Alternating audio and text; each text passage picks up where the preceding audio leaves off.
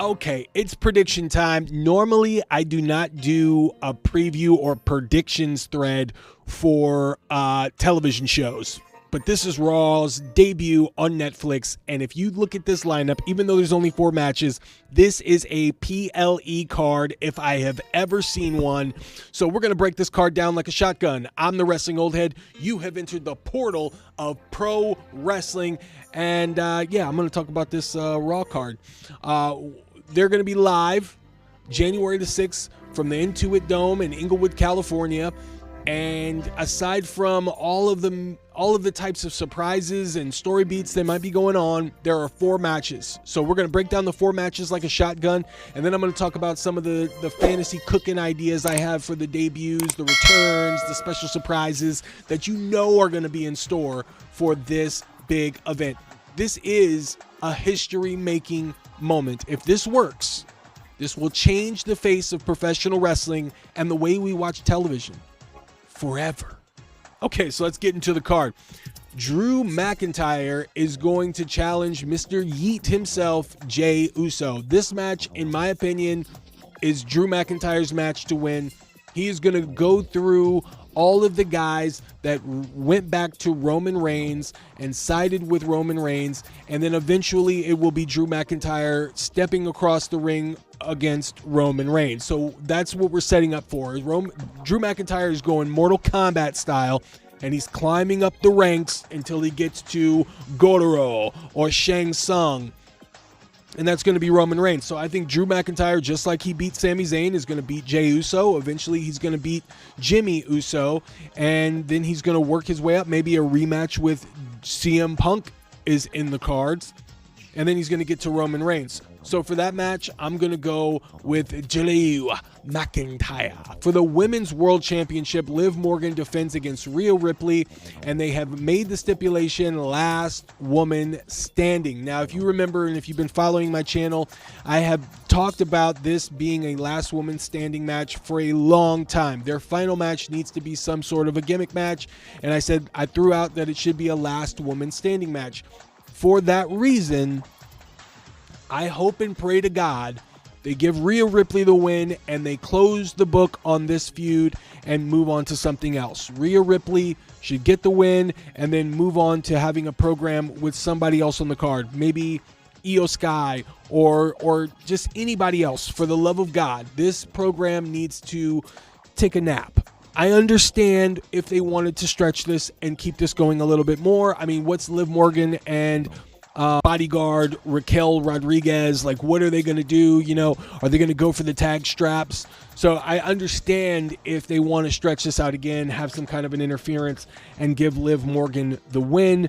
But if it was up to me, I would say, for the love of God, let this go and move this on to something else, because they all deserve a different program. And I think that you risk stretching it out so thin that the fans lose interest. Let Rhea Ripley cook as the Women's World Championship going into 2025, leading the Netflix era. My prediction is Rhea Ripley. Now, if Liv Morgan wins somehow by interference or Raquel Rodriguez gets involved, I can totally see it. I wouldn't be shocked. But my guess is that they want somebody as hot, and I mean by momentum and also looks, hey, I'm, looks too, but I'm right now talking about the momentum of Rhea Ripley, somebody that's hot, on fire, on the top of the women's division going into 2025, going into the Netflix era.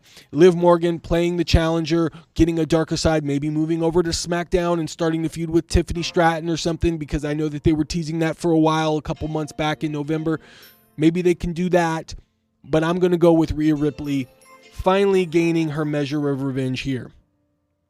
In a tribal combat match, Solo Sikoa, the leader of the Rogue Bloodline, goes against the OTC Roman Reigns. This is going to be potentially the opening match. I would let this be the opening match.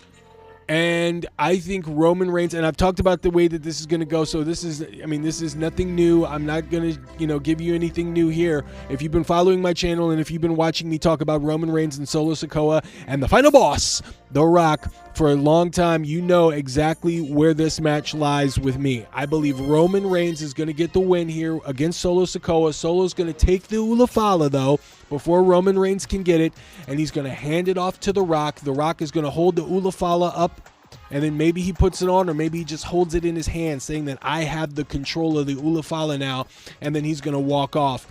And I think that's going to set up Roman Reigns against The Rock very nicely here. I think that is the way that you continue this story. And then you have Solo and his henchmen doing bidding for the final boss, The Rock. And you go into WrestleMania with Roman Reigns against The Rock. At least that's where I feel like it's going to go. And even if you don't include The Rock, I think Roman Reigns winning, he tries to get the Ulafala, but maybe Jacob Fatu intercepts or Tamatonga Tongaloa come out and intercept. He is not able to get back the Ulafala because you want to keep this pursuit going for Roman Reigns leading into WrestleMania. Some big story beat that he does so he doesn't get the ring. So Frodo has to continue to go to the Eye of Sauron, the Eye of Sauron being the final boss, The Rock. So I think Roman Reigns is going to win, but he does not get the Ulafala. And in the main event, it is Seth freaking Rollins going against CM Punk. I saw a lot of stuff because we were talking about the promo a couple of days ago, and a lot of people were saying that they please, for the love of God, let Seth Rollins be this Seth Rollins on the microphone all the time, because that promo he cut was real, it was serious, and it was some of the best work that he's ever done. I will counter that and said what we all need to remember is that this serious version of Seth Rollins only works so well because it's in sharp contrast to his usual persona. So I think it's not about being serious all the time, but about busting out being serious when the occasion calls for it. And this occasion called for it, and so it means more. And it's the same idea that I have for WWE Raw staying TV PG. I think it's important for them to stay TV PG because in the event that they do drop an F-bomb, or there is some ultra violence, or there is a serious back and forth that requires a curse word or two, it means more, and it doesn't dilute the product because they've had to do it for by chasing those moments over and over again to adhere to their TV-14 or TVMA rating. You understand? So I think it's an important thing to not oversaturate the market with stuff. Keep it as special as it is so that it means more when it happens. And I think Seth Rollins being serious that way, it means more because it doesn't happen all the time. Just like a CM Punk pipe bomb. CM Punk doesn't come out every single time he is on the air with a microphone and cut those infamous pipe bombs.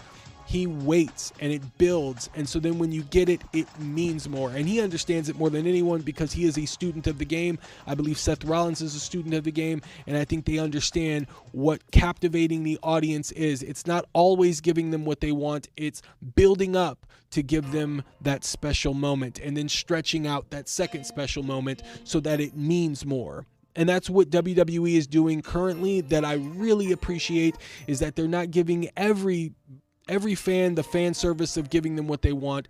They're giving you trinkets here, and then a big moment, and then little trinkets here, and then they're kind of cruising a little bit, and then a big moment. They're building it and stretching it so that it means more and that it's more appreciated, and also lasts longer in the brain. It's good for the memory as well. So they're understanding the psychology aspect of doing that, and I really like it. Now on to the match.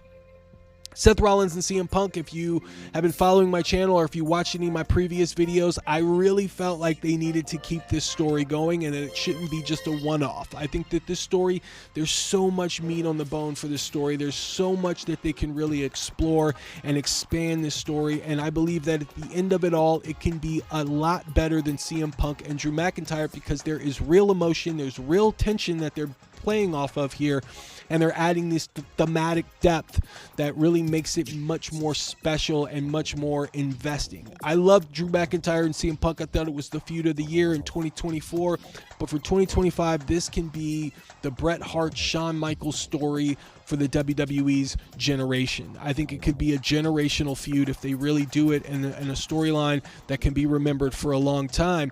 So I believe that this match here If it goes to a no contest, if it goes to a double DQ, if somebody comes out and interferes, or if the match if there's no real winner that comes from it because they just keep fighting and it's so personal that the referees can't contain them and get control, I would not be surprised if something like that happened. If they are going for a decisive winner, I'm going to go with Seth Rollins on this. I think Seth Rollins gets the win to the shock of CM Punk. And then I think Seth Rollins moves on and he wrestles Gunther for the WWE Championship. Now, on the other side, I can see if they would go the CM Punk route. If CM Punk beats Seth Rollins and then he moves on and beats Gunther for the championship, and then Seth Rollins wins the Royal Rumble, and then it's Seth Rollins and CM Punk at WrestleMania. But I think it's better because CM Punk has not won a Royal Rumble. As far as I'm concerned, I don't believe that CM Punk has ever won a WWE Royal Rumble. And because he hasn't won the Royal Rumble, then I think that this would mean something more special if he were to win and then go on to wrestle Seth Rollins, who beat him on Raw for the championship at WrestleMania. So fact check me on that. I'm not sure, but I don't think he's won the Royal Rumble. And if that's the case, then I feel Seth Rollins wins, goes on to wrestle Gunther, beats Gunther, and then goes on to WrestleMania with CM Punk winning the Royal Rumble and challenging Seth Rollins. And they can play on some great stuff there too, because you can have CM Punk maybe thinking about cashing in that favor and going at Cody Rhodes, but he decides that he wants to go at Seth Rollins. I mean, there's a lot that you can play with here. So I'm going to go with Seth Rollins winning, actually. I think Seth Rollins wins, and I think that leads to CM Punk being an odds-on favorite to win the Royal Rumble and then winning the Royal Rumble, and then you're getting a Punk Rollins 2 at WrestleMania. And I think it means a lot more if you go that route. So that's my thoughts. And like I said, if it is a no contest or a double DQ or something like that and the match gets thrown out, I wouldn't be surprised at that either. But I think you are going to get a decisive win for Seth Rollins here.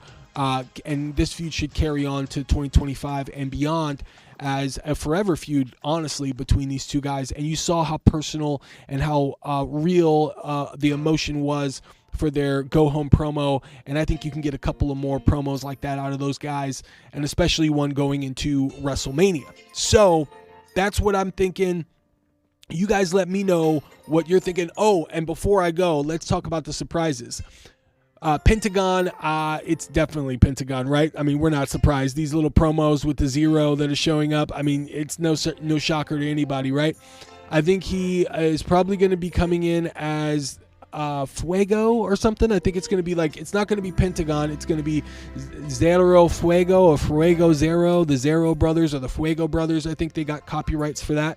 So I think he's going to come in with a different name unless they decide to go with Pentagon, but I'm not sure they can get the trademark for Pentagon or Penta El Zero Miedo. I don't believe is a very WWE sounding name. So maybe they go Zero Fuego or King Fuego or something like that, and then have Rey Fenix come in as Rey Fuego. I saw that couple trademarks that they did for that a couple of months back. So Pentagon's going to debut. I would not put him with the LWO. I think he could be a huge face, okay? But hear me out. I think if he came out and attacked the LWO, or even specifically attacked Dragon Lee, you can get some great freaking matches with Dragon Lee and Pentagon. And then adding Rey Mysterio Jr. into the mix, I think you can get, or maybe Santos Escobar, I think you can get some real good stuff out of that. But I believe Pentagon debuts with the WWE, and he goes after Dragon Lee or Rey Mysterio Jr. I think he comes in as a heel. That's my guess on that. The Rock, I believe, shows up. I think it would behoove The Rock to show up at the beginning of Raw and be the face there, show up for a little bit, and then leave as a lasting image. Then that's when the viewership is going to be at its peak anyways, right at the beginning. And I think it can draw people into watching for the rest of the show, because they're like, The Rock just returned and he just set up a match with Roman Reigns going into WrestleMania. It's going down, bro. So I think The Rock is going to show up. I've heard rumors and innuendo about guys like Brock Lesnar and all that, I don't think that's going to happen at all. I think you will see Becky Lynch return, but I think Becky Lynch is not going to be a fan favorite. I would look for Becky Lynch to kind of go and lean on the heel side. Watch for something with her and Lyra Valkyria. And my thoughts is that potentially Becky and Charlotte come back and reveal themselves to be the one that attacked Jade Cargill, leading to Becky Lynch and Charlotte Flair feuding with Bianca Belair and Jade Cargill. So that's my thoughts on that. I think it's going to be a huge show. I cannot wait to talk about it. I cannot wait to check it out and watch it and then talk about it. I'm super excited about it. But what do you guys think is going to happen on Raw's debut on Netflix? You guys let me know. What about those predictions? You think they're good? You think they're meh? You got anything better? You guys let me know in the comments. Thumbs up to keep the notifications going, and subscribe to keep the notifications going so that you can always follow and keep up with the Wrestling Old Head in the portal of pro wrestling, because you know, if you've got the notifications on, you can stay tuned for more. See you later, you guys.